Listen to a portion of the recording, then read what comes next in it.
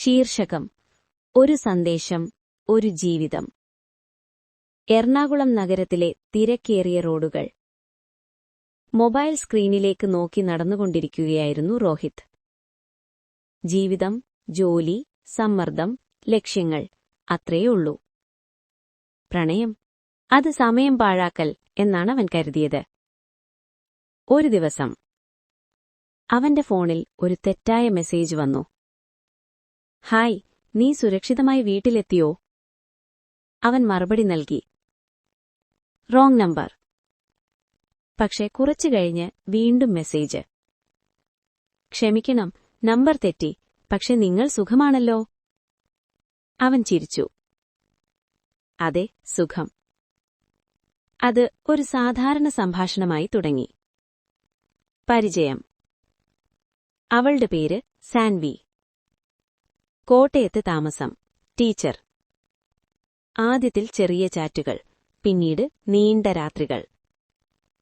നിനക്ക് എന്താണ് ഭയം? സാൻവി ചോദിച്ചു. ഒരാളെ വിശ്വസിക്കുക, രോഹിത് മറുപടി നൽകി. എനിക്ക് ഭയം ഒരാൾ എന്നെ വിശ്വസിക്കാതിരിക്കുക. ആ രാത്രിയിൽ അവരൊരുമിച്ച് മിണ്ടാതിരുന്നിട്ടും ഹൃദയം സംസാരിച്ചു. കാണാത്ത പ്രണയം. മാസങ്ങൾ കടന്നു. ഒരിക്കലും കണ്ടിട്ടില്ല, പക്ഷേ ഓരോ ദിവസവും ഒരാൾക്ക് മറ്റൊരാൾ ആവശ്യം.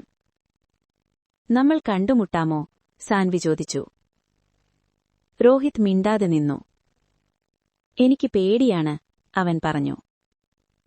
നിനക്ക് പേടിയുണ്ടെങ്കിൽ ഞാൻ കാത്തിരിക്കും, അവൾ മറുപടി നൽകി. ആദ്യ കണ്ടുമുട്ടൽ. മഴയുള്ള ദിവസം. Ernakulam railway station. രോഹിത് കാത്തുനിന്നു. ട്രെയിൻ നിർത്തി. കറുത്ത കുടയോടെ ഒരു പെൺകുട്ടി ഇറങ്ങി. അവൾ മെസ്സേജ് അയച്ചു. ഞാൻ എത്തിയിട്ടുണ്ട്. രോഹിത് തിരിഞ്ഞു നോക്കി. അവൾ അവന്റെ മുന്നിൽ. ഒരു നിമിഷം മൗനം. നീ ശരിക്കുമുണ്ടല്ലോ, സാൻവി പറഞ്ഞു. അതെ, നീ എന്റെ ജീവിതത്തിൽ വന്നതുപോലെ. ചെറിയ തർക്കം. കുറച്ചു ദിവസങ്ങൾക്ക് ശേഷം ഒരു തെറ്റിദ്ധാരണ.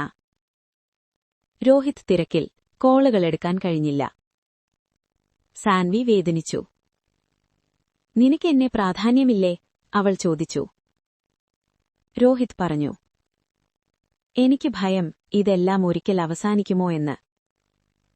സാൻവി ശാന്തമായി പറഞ്ഞു. അവസാനിക്കുമോ എന്ന് ഭയന്ന് ആരംഭം തന്നെ നശിപ്പിക്കരുത്.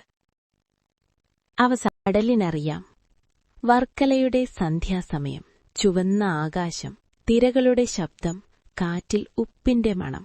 വർക്കല ബീച്ചിൽ ഓരോ വൈകുന്നേരവും ഒരു പെൺകുട്ടി ഇരിക്കാറുണ്ടായിരുന്നു. അവളുടെ പേര് ഈശ. കയ്യിലൊരു നോട്ടുബുക്ക്. കടലിനെ നോക്കി എന്തോ എഴുതും. തിരകൾ വരും, പോകും, പക്ഷെ അവൾ അതേ സ്ഥലത്ത് തന്നെ. അവളെ അകലേന്ന് നോക്കിക്കൊണ്ടിരുന്ന ഒരാളുണ്ടായിരുന്നു, ആദ്വൈത്. ഒരു സ്കൂബ ഇൻസ്ട്രക്ടർ. കടൽ അവന്റെ ജോലി മാത്രമല്ല, അവന്റെ ജീവൻ.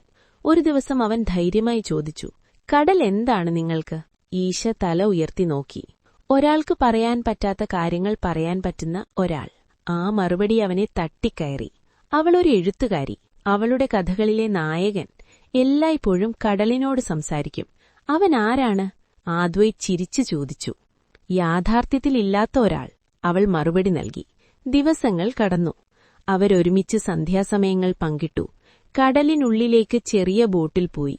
തിരകളുടെ മുകളിൽ ചിരികൾ ഒഴുകി. ഒരു ദിവസം ആദ്വൈത് ചോദിച്ചു, നിങ്ങളുടെ കഥയിലെ നായകൻ യാഥാർത്ഥ്യത്തിലുണ്ടായാൽ? ഈശ നിശബ്ദമായി കടലിലേക്ക് നോക്കി. അവൻ വരും, പക്ഷെ ഞാൻ തിരിച്ചറിയാതെ പോകുമെന്ന പേടി. അത് കേട്ട് ആദ്വൈത് ഒന്നും പറഞ്ഞില്ല. കുറച്ചാഴ്ചകൾക്ക് ശേഷം ഈശയ്ക്ക് മുംബൈയിൽ ഒരു വലിയ പ്രസാധകന്റെ കരാർ ലഭിച്ചു. അവൾ പോകേണ്ടി വന്നു.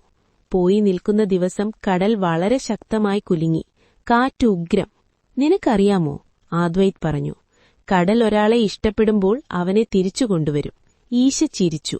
അപ്പോൾ ഞാൻ തിരിച്ചുവരുമോ? കടലിനറിയാം. മാസങ്ങൾ കടന്നു. ഒരു സന്ധ്യാസമയം അതേ പാറയുടെ അരികിൽ ആദ്വൈത് നിൽക്കുമ്പോൾ പിന്നിൽ നിന്നൊരു ശബ്ദം. എന്റെ കഥയിലെ നായകൻ യാഥാർത്ഥ്യത്തിലുണ്ടായിരുന്നു, ഞാൻ തിരിച്ചറിഞ്ഞില്ല. അവൻ തിരിഞ്ഞു നോക്കി. ഈശ. കയ്യിൽ പുതിയൊരു പുസ്തകം. അവൾ അത് അവന്റെ കയ്യിൽ നൽകി.